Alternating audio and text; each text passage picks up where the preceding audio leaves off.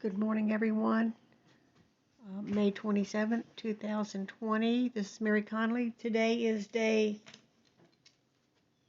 17. I'm easing up on some of the things. For instance, if our volunteer and tax assistant is day 17 of the diet, I guess that's what you call it, 15 to 1700. This is Gunner. He's having a fit. They want their breakfast. Today's a run day, but they have the gym open. I'm going to buy regular dishwashing gloves for the gym. And what I'll do is I'll wear my gloves and mask while I'm working out, which will probably just be the elliptical machine. But I'd rather not touch the things, and I have my sanitizer.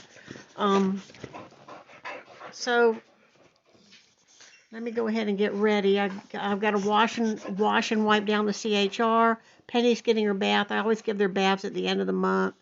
So they each get a bath. Penny doesn't need a haircut this month. The Bichon Poo will need a haircut every month. Just about. All right, we're headed in. Go ahead and get their breakfast going. We go on my run. I got to go to the vet. See, I'm willing to, let's say the refrigerator gives out. Then you've got to go to one of the big box stores and you look at the different ones and make your choice.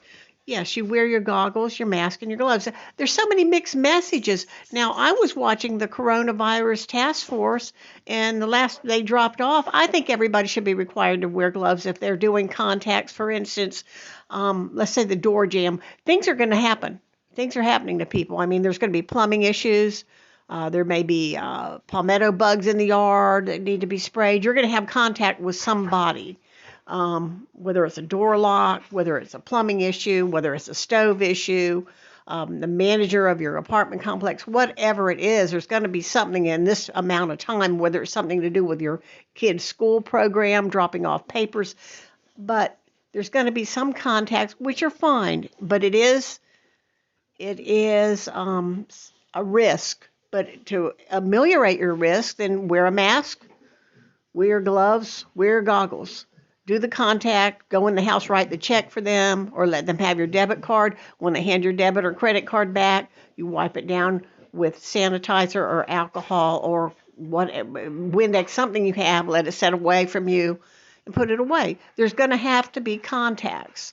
And I'm doing these things, vet clinics. I had to get blood drawn for my thyroid. You know, it is what it is. You have to make those contacts. There's not much choice.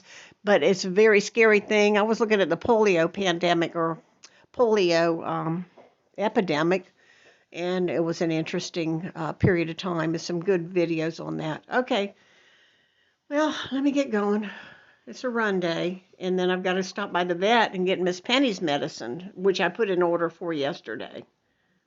And the gym's open, then I've got to make that choice. But I want to get the gloves, you know what I'm talking about, the regular dishwashing gloves, and I can make a watered-down solution of bleach. I'll wash the exterior like I'm washing my hands, and they can be hung up and dried. For the interior, I'll just make a very diluted solution of like a bleach product in like a cup of water and just pour it at each glove, turn them upside down, let them hang in there. And I'm talking about regular dish washing, you know, Playtex gloves, 2 pair, pink or yellow, and then I'll be using those on the machines in the gym because I'm not going to put my hand directly on the machines, and I'll wear my mask in the gym. Now, some people say, I can't breathe. Well, they need to go get checked out anyway.